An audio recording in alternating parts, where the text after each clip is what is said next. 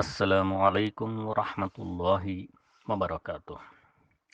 سیرت النبی صلی اللہ علیہ وسلم کا جو سلسلہ چل رہا تھا اس کا اگلا حصہ پیش خدمت ہے۔ اس سے پہلے ہم نے پڑھا کہ ہجرت کے وقت جو مدینہ کے حالات تھے، مدینہ کا نام پہلے یثرب تھا اور وہاں پر یہودیوں کے قبیلے آباد تھے، اور یہودی دولت کمانے کی فنوں کی بڑی مہارت رکھتے تھے، اور ان کا سود کا لین دین اور سود کی وجہ سے وہ کافی پیسے کماتے تھے۔ اب اس کے آگے یثرب میں ان یہود کے 3 مشہور قبیلے تھے: بنو قینقاع، بنو نذیر اور بنو قریظہ۔ بنو قینقاع یہ خزرج کے حلیف تھے اور ان کی آبادی مدینے کے اندر ہی تھی۔ بنو قریظہ یہ دونوں قبیلے اوس کے حلیف تھے اور ان دونوں کی آبادی مدینے کے اطراف میں تھی۔ ایک مدت سے یہی قبائل اوس اور خزرج کے درمیان جنگ کے شعلے بھڑکا رہے تھے، اور جنگ بعاث میں اپنے اپنے حلیفوں کے ساتھ خود بھی شریک ہوئے تھے۔ فطری بات ہے کہ ان یہود سے اس کے سوا کوئی اور توقع نہیں کی جا سکتی تھی کہ یہ اسلام کو بغض و عداوت کی نظر سے دیکھیں، کیونکہ پیغمبر ان کی نسل سے نہ تھے کہ ان کی نسلی عصبیت کو جو ان کی نفسیات اور ذہنیت کا جزو بنی ہوئی تھی۔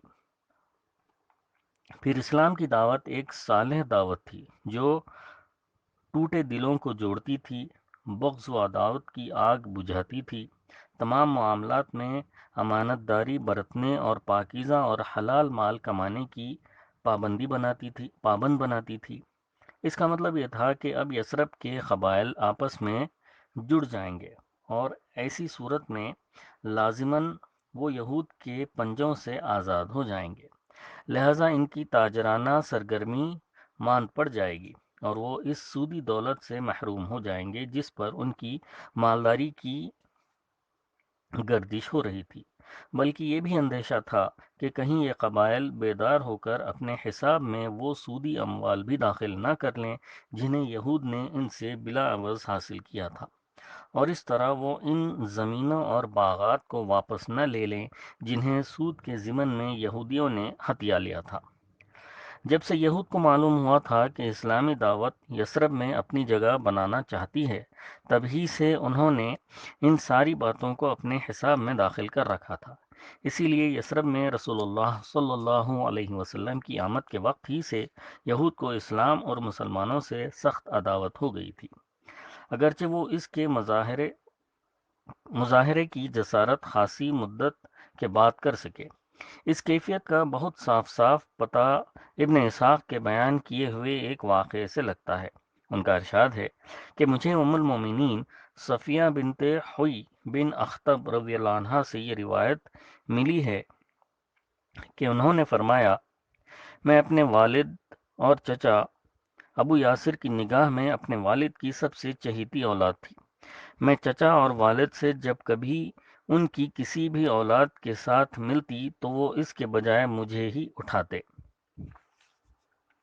جب رسول اللہ صلی اللہ علیہ وسلم تشریف لائے اور قباء میں بنو عمرو بن عوف کے یہاں نزول فرما ہوئے تو میرے والد حوی بن اخطب اور میرے چچا ابو یاسر آپ صلی اللہ علیہ وسلم کی خدمت میں صبح تڑکے حاضر ہوئے اور غروب آفتاب کے وقت واپس آئے، بالکل تھکے ماندے، گرتے پڑتے لڑکھڑاتی چال چلتے ہوئے۔ میں نے حسب معمول چہک کر ان کی طرف دوڑ لگائی، لیکن انہیں اس قدر غم تھا کہ واللہ دونوں میں سے کسی نے بھی میری طرف التفات نہ کیا، اور میں نے اپنے چچا کو سنا وہ میرے والد حوی بن اخطب سے کہہ رہے تھے، کیا یہ وہی ہے؟ انہوں نے کہا، ہاں اللہ کی قسم۔ چچا نے کہا، آپ انہیں ٹھیک ٹھیک پہچان رہے ہیں؟ والد نے کہا، ہاں۔ چچا نے کہا، تو اب آپ کے دل میں ان کے متعلق کیا ارادے ہیں؟ والد نے کہا، عداوت، اللہ کی قسم جب تک زندہ رہوں گا۔ اسی کی شہادت صحیح بخاری کی اس روایت سے بھی ملتی ہے جس میں عبداللہ بن سلام رضی اللہ عنہ کے مسلمان ہونے کا واقعہ بیان کیا گیا ہے۔ موصوف ایک نہایت بلند پایا یہودی عالم تھے۔ آپ کو جب بنو بنو نجار میں رسول اللہ صلی اللہ علیہ وسلم کی تشریف آوری کی خبر ملی تو وہ آپ صلی اللہ علیہ وسلم کی خدمت میں حاضر ہوئے اور چند سوالات پیش کیے جنہیں صرف نبی ہی جانتا ہے، اور جب نبی صلی اللہ علیہ وسلم کی طرف سے ان کے جوابات سنے تو وہیں اسی وقت مسلمان ہو گئے۔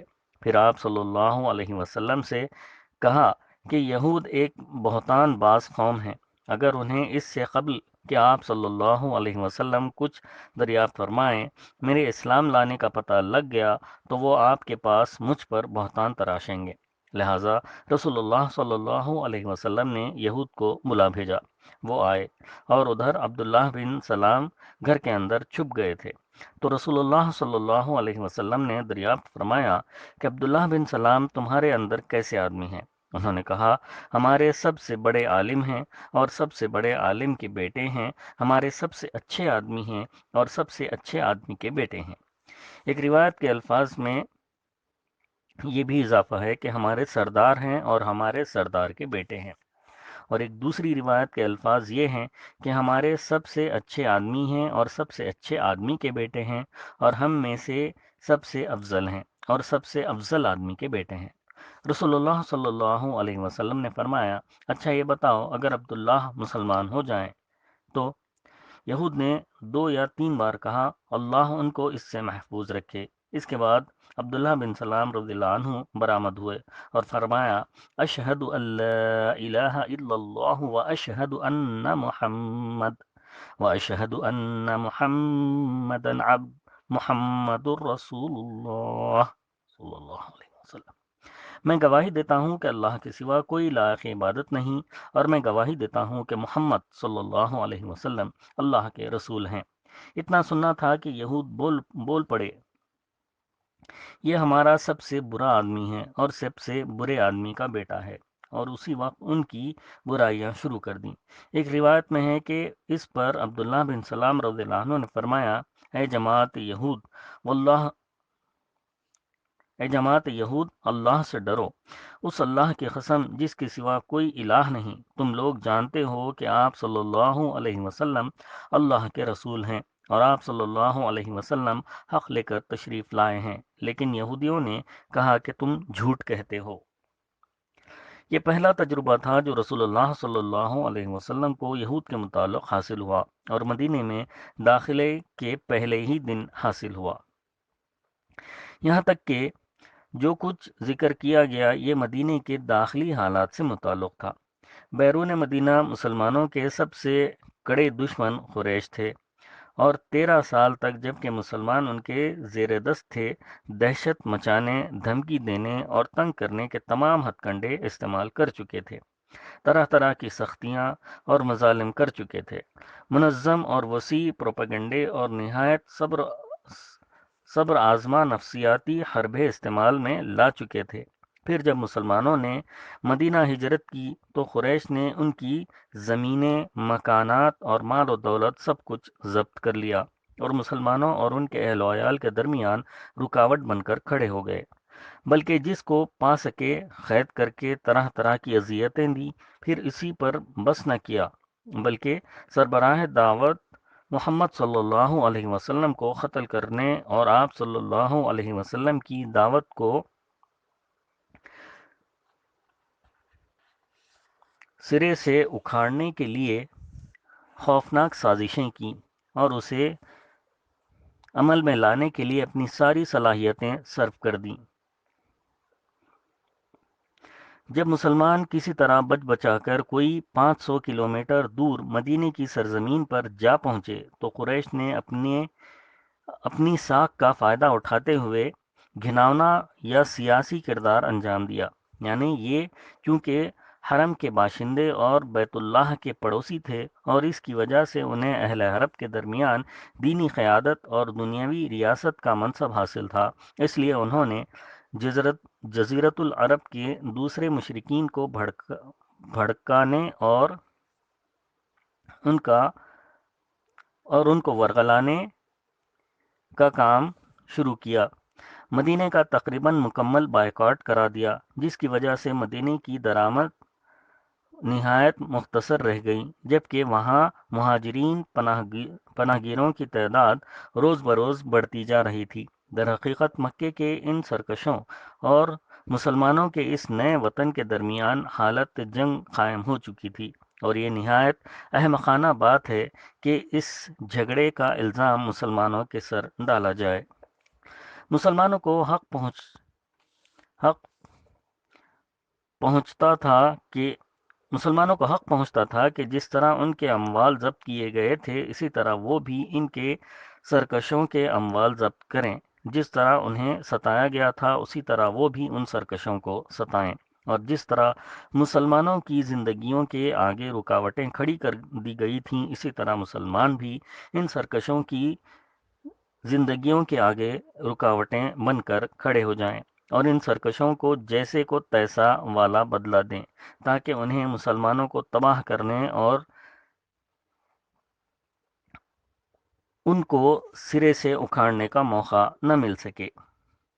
یہ تھے وہ قضا یا مسائل جن سے رسول اللہ صلی اللہ علیہ وسلم کو مدینہ تشریف لانے کے بعد بحیثیت رسول و ہادی و امام و قائد اس طرح ان کو سامنا کرنا پڑا۔ انشاءاللہ تعالی اس کے بعد اگلی نشست میں بیان کیا جائے گا۔ اللہ تعالی ہم سب کو محمد الرسول اللہ صلی اللہ علیہ وسلم سے جیسی محبت کرنی چاہیے ویسی محبت کرنے والا بنائے، اور محمد الرسول اللہ صلی اللہ علیہ وسلم کے نقش قدم پر اپنی زندگیوں کو گزارنے والا بنائے۔ آمین ثم آمین، وآخر الدعوانا ان الحمد للہ رب العالمین۔